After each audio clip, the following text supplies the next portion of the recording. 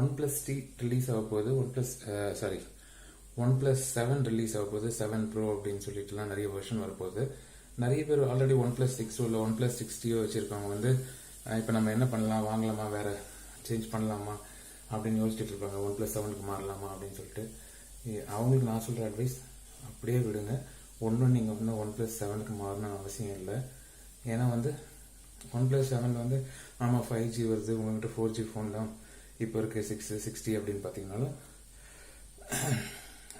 5G இன்னும் வந்து இந்தியாவில் வந்து ரோல் அவுட்டே ஆகலை.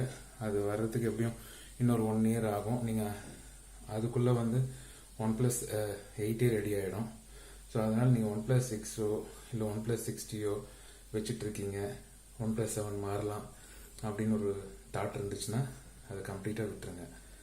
ஏன்னா வந்து நீங்கள் OnePlus 7க்கு மாறுறதுனால பெருசாக ஒன்றும் அச்சீவ் பண்ணுறதில்ல. ஆமாம், அதில் வந்து பாப்அப் கேமரா இருக்குது, ஃபுல் ஸ்க்ரீன் உங்களுக்கு கிடைக்கும், அண்ட் பேக் சைடில் ட்ரிபிள் கேமரா இருக்குது.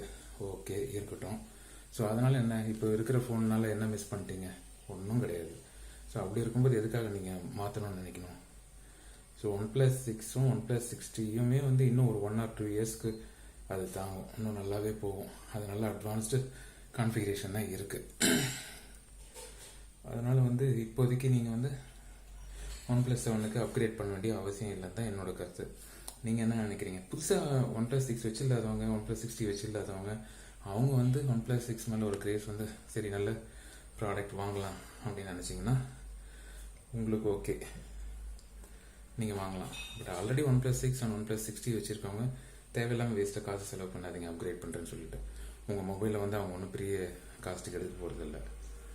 இது என்னோட தாட். நீங்கள் என்ன நினைக்கிறீங்க? கமெண்ட்ஸில் டெஃபினட்டாக போடுங்க.